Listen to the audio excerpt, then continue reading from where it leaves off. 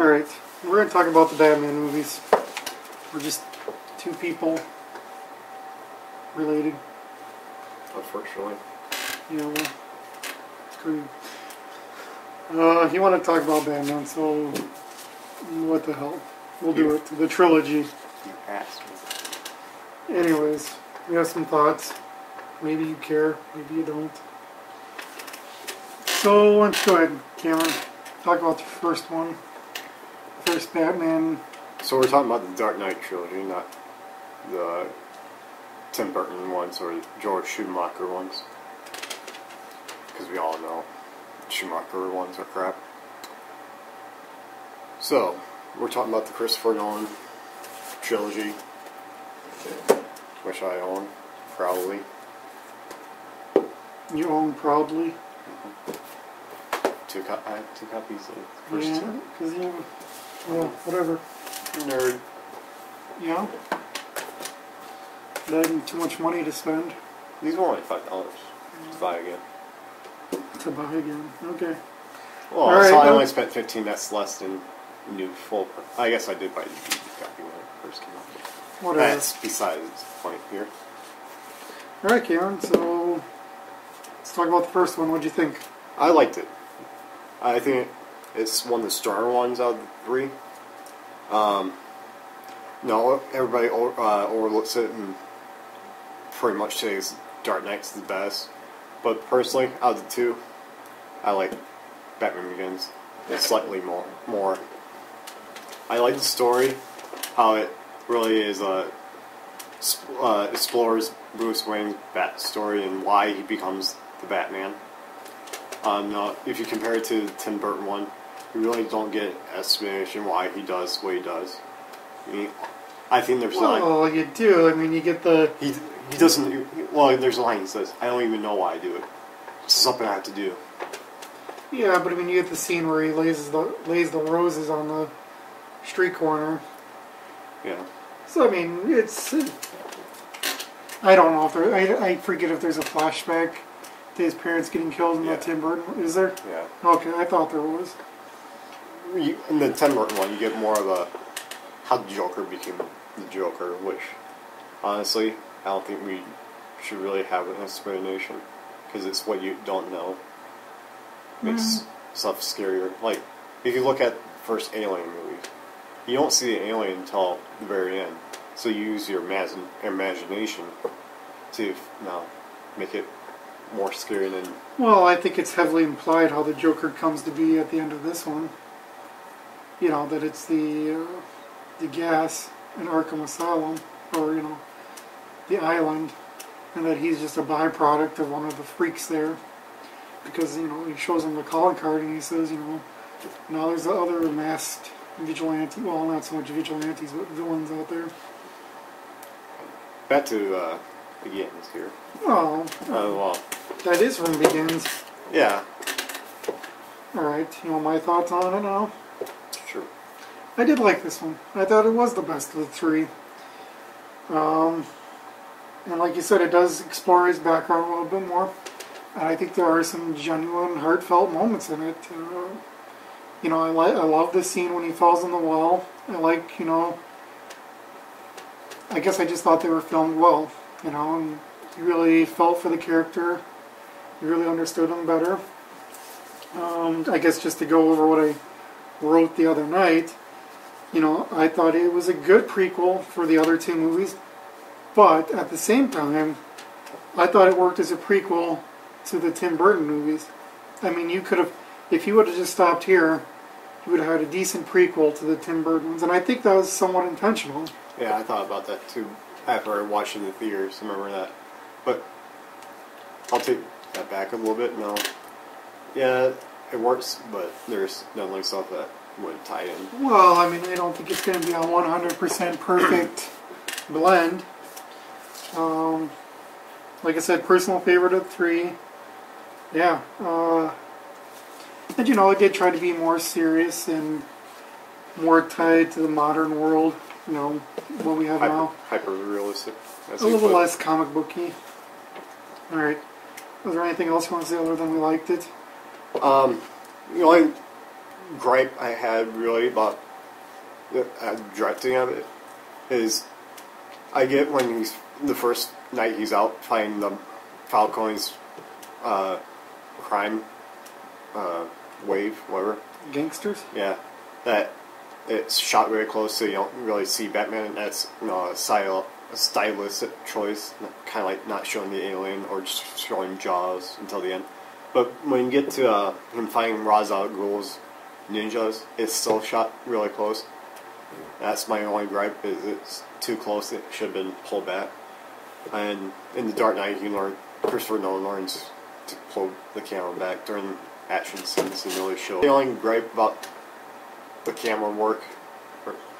And another thing I like about this movie, compared to most other comic book movies, is the minimal use of CGI. That's one of the reasons I like Christopher Nolan as a director, is if you can have it in the camera, that's where you prefer it to be.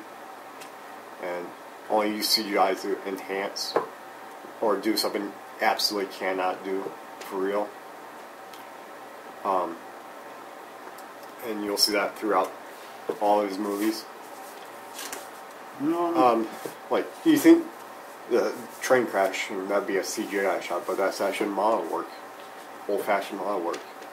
Yeah. No, I agree. I like practicals over CGI. It always looks better. Yeah, I mean, if I was ever to do film, that's the kind of stuff I'd want to do, is practicals. I think I'd be one of the guys playing with the models. Yeah. Alright. I guess I just want to say I thought Ra's al Ghul was a good villain. A good introductory villain. I'm kind of glad he didn't start with the Joker right away. Or one of the other silly ones. What do you think of Scarecrow? I know some people think he got a little underused, but me, in this version, I can roll with it. I thought for the first one he got used fine. I felt like he got overused in the other two. Like he just really didn't need to be there. And yeah, he kept putting him in for... Well, I would agree with maybe Dark Knight Rises. Well, he didn't need to be there, but I can see in Dark Knight. No, he's escaped. I guess. From the first one. Alright, moving on. Moving on to most people's favorite, The Dark Knight. Yeah, so I'll just go quick. Thought it was good. Still not my favorite of the three. Batman Begins clearly is. Definitely more serious. Definitely explores some darker overtones. I did feel like this movie was slightly overhyped. I mean, don't get me wrong, it was good. It's very good, but I mean, I think, if you overhype something, you take away from it to a degree, They say expectation is greater than having, and if you raise the expectations, it'll, the reward or the physical thing will never be as good. Right. And, of course, it didn't help that Heath Ledger died, so there was a whole tabloid stuff about that, raising even more hype for the movie, since it was pretty much his last movie he completed. Yeah. What do you think of Joker as the villain? You like him? Yeah, I mean, I thought he was good. He's definitely a different Joker. Than Jack Nicholson? Well, different than Jack Nicholson, different than the cartoon even. And it's hard to say whether this is good or bad.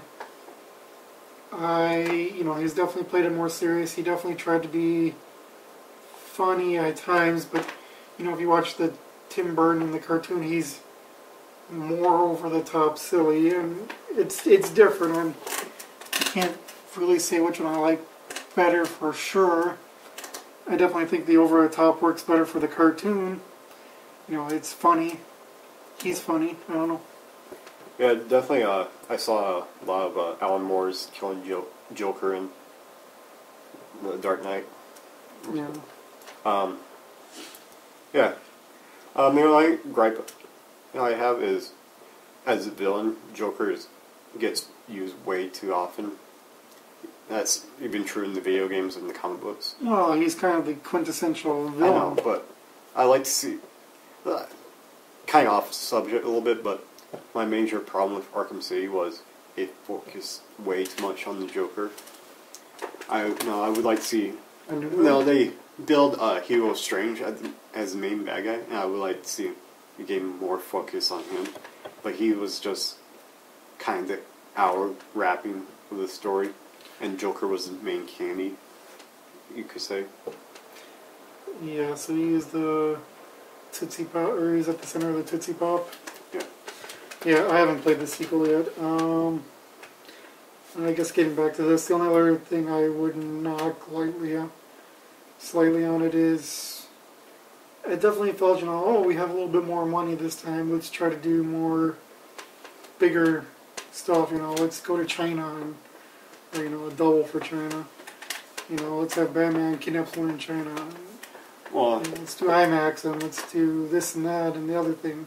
Well, the IMAX is something you want to explore for a while, because he thinks, Christopher Nolan thinks it's way superior than doing a movie in 3D, and I would actually agree with that.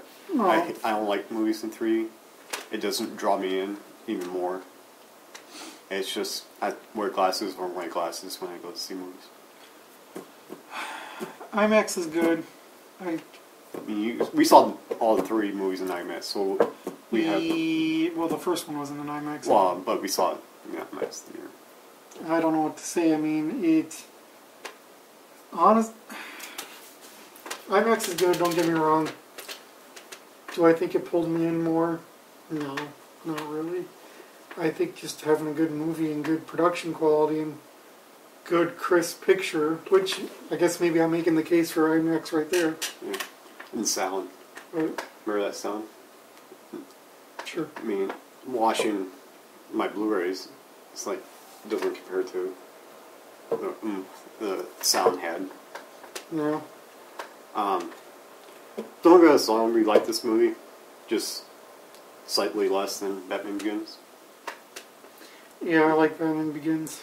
But it is really a nice continuation of the story. You could look at these as all one movie. Yeah.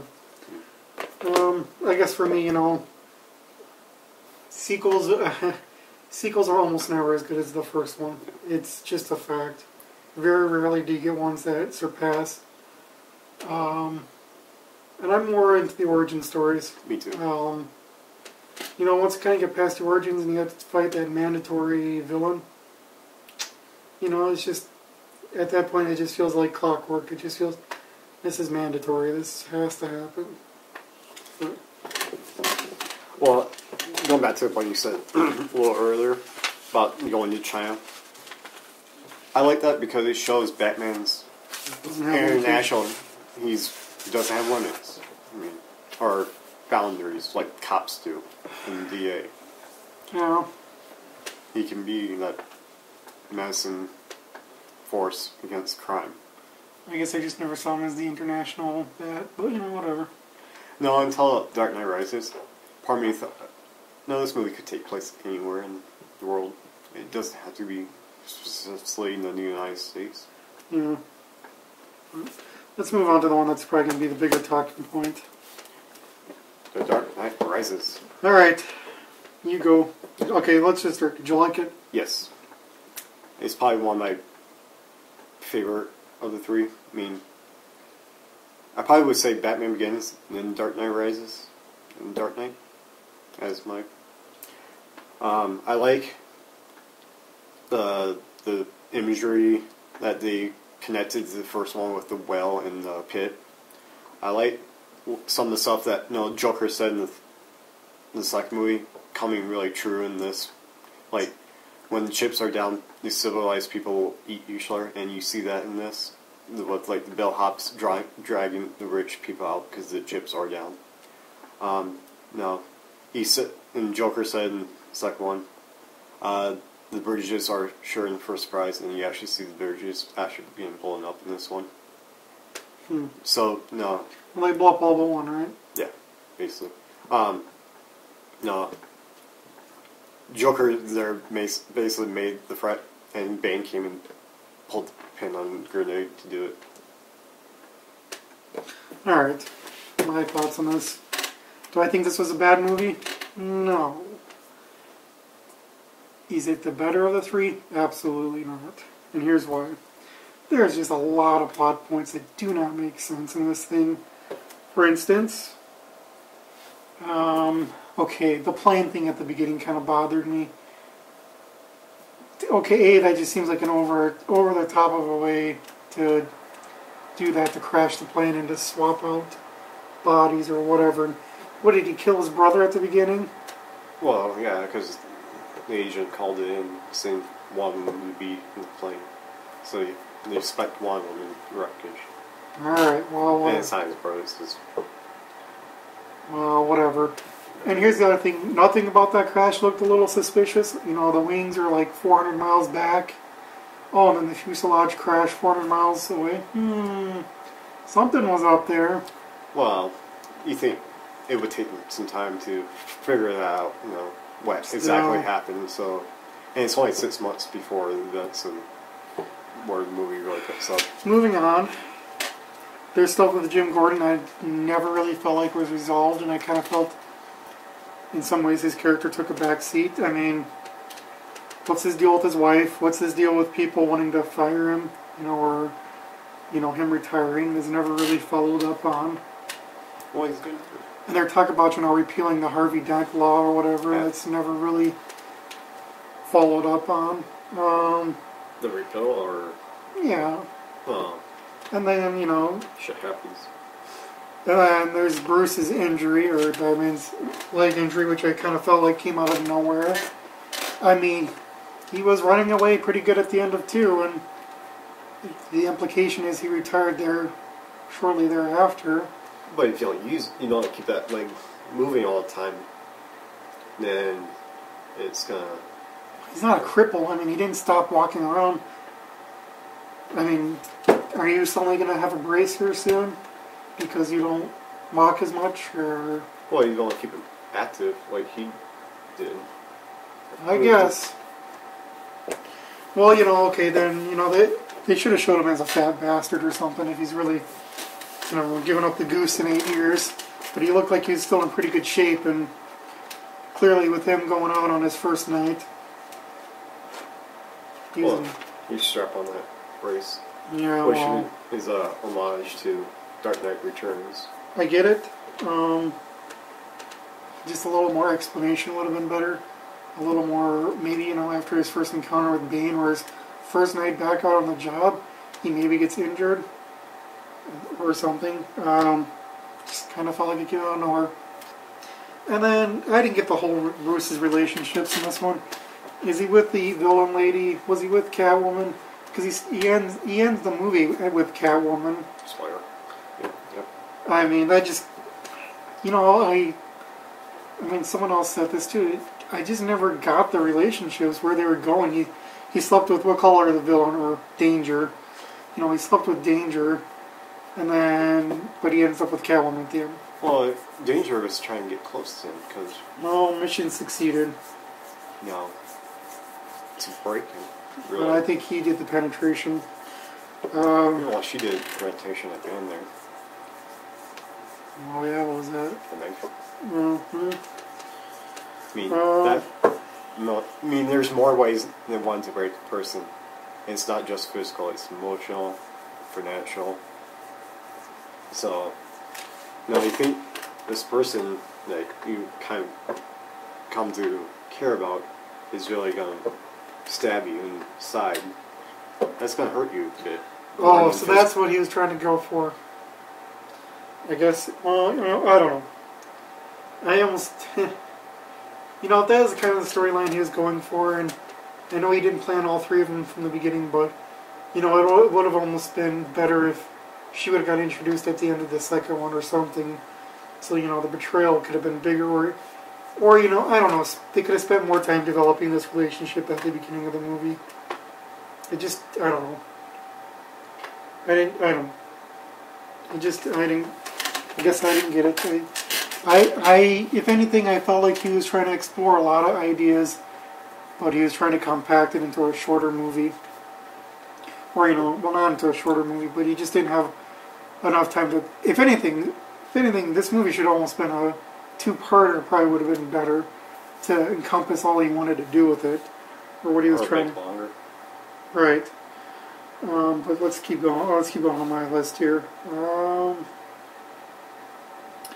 Yeah, and then he gets put in the pit, which, apparently like a 12-year-old was able to escape. So, and a girl. So no surprise that someone in good shape could probably get out of there. I don't know.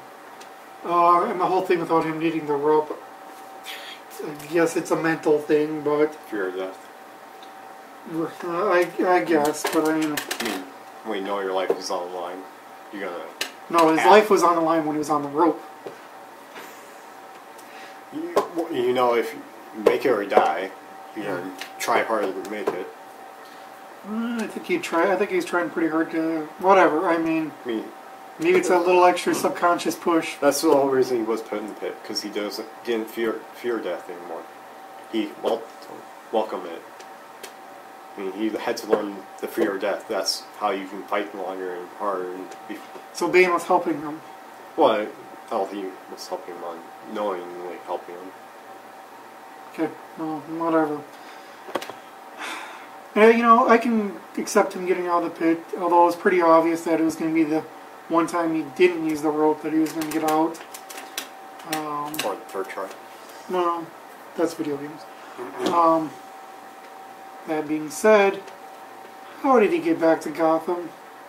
I was actually expecting a scene with him and Alfred, like Alfred had come looking for him or something. But he has no money. Wayne, his company is in the ground. He has no money. He has no connections, really. He just came out of a pit, out of the middle of nowhere. How did he get back into Gotham? How did no one see him get back into Gotham? Well, Wayne Manor is outside Gotham's limits, city limits, right? And the last time he saw the Bat was he parked it in the Batcave, so he just fly that thing back at night. And it's pretty silent during some of the scenes you see it with him flying it. Alright. What else? Well, let's see. The other thing is, when he lights his, or when he tells Gordon to light it up. Gordon to light up. Yeah, who has time to paint that image in gasoline that well? It's come on, don't you have bigger concerns? People, literally are dying. But I like it. I like it. It's the... Impossible! I like it because it's the bat symbol. 2.0, whatever you want to call it. And it gives cops hope and people hope. Well, and I don't disagree with the imagery. Just a movie that you claimed even yourself was trying to be a little more, realistic and grounded in the real world. It was a bit... And he had some time. He had I want to say 2 or 3 weeks to really get something. So, from when he escapes the pit, from when he returns. Alright. Okay, I guess the other thing is the autopilot, how many bats was he running around? Because I only ever saw the one. Well, he only ran around the one. So, the one he was flying was a black one, and the one where the scientists were hovering over where it was a gray one, so... Was it? Yes. You should watch the movie again. I guess I need to watch it again, because watching it the first time, it's not very clear. And I don't know, maybe I just need to watch this movie again. And you're a software engineer, so a system patch, wouldn't that push it out to I'm not arguing that, I'm just, at the end it wasn't very clear how they got the bat. How would they got the wing if it was blown up? Fine, whatever. I guess Bane didn't see his stash of secret bat wing, or bats. Batmobile, or bat planes, whatever the fuck. They call them bats, whatever. Still, he must have bailed out pretty early to get away from that blast radius. Yes, I'll see to that some of the Caine towards the end didn't make some sense. And I guess my last gripe, and I think you'll agree with it, is...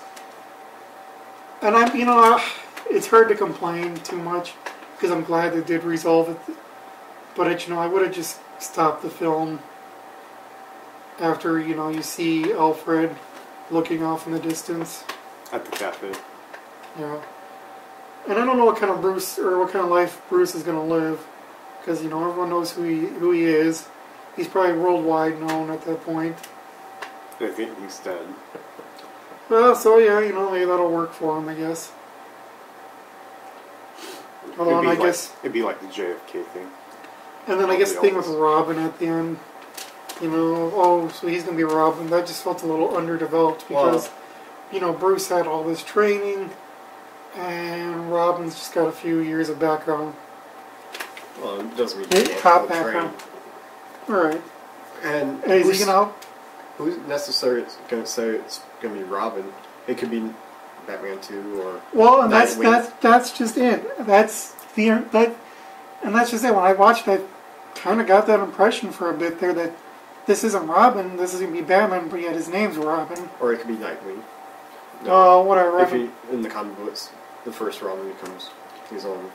I mean, I just got the impression that he was going to pick up the mantle of Batman and continue on, because especially when the bats go by at the very end. Right. Well, I like that. I thought that was more just connection to the first movie when Bruce first enters the Batcave. And don't get me wrong, I did love the connections to the first movie. I mean, I thought it did have some nice bookend moments. I just felt the movie as a whole it didn't make a lot of sense because Gotham was on the map. Yes, was it built on a lie, but so was our country. I mean, so was a lot of things. And it was a little white lie. And really, if you think about what Harvey did compared to what he ended up doing, let's call it temporary insanity. It happens to the best of us. Yes, they get half the one. So, I mean, if anything, I felt like Harvey was an underutilized villain, really.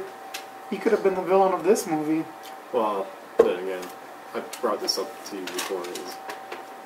These movies are trying to be realistic, and half your face blown off, you're probably going to die of an infection. Well, that I think they did a little over the top, I think they did burn off too much of his face for it to be realistic. That being said, I imagine, doctors have fixed third-degree burns. I don't know. Anything else you have? No. Well, first off, I just want to address a few gripes I've seen people have about the movie. Is that, first off, there's not enough Batman in the movie. And I have to disagree. These movies were never really about Batman. They're about Bruce Wayne, why he does what he does. And if you look, in my opinion, Batman's only in this movie once, and that's after he escapes the pit and he learns to become Batman again. You have anything to say about that? I mean, I guess I'm okay with the amount of Batman in it. I don't know if I guess I felt like he was Batman the whole time in the movie. It was just... Well, I feel like he's like kind of somebody trying to be Batman. And not, like I said, not until he escapes the pit and learns... To be reborn. Reborn. And you could almost say that's kind of like Lazarus Pit in the comic books. If you know the comic books or the animated show, Lazarus Pit is a pit you dump people in and they become young or bring them back to life. You could almost say the pit in the movie was sure it doesn't bring back to life or makes them younger again, but it really when he escapes it makes his spirit young and he is somewhat reborn. And he's reborn as Batman. And you think about it, when Batman Begins, he only comes to Batman maybe 4 times.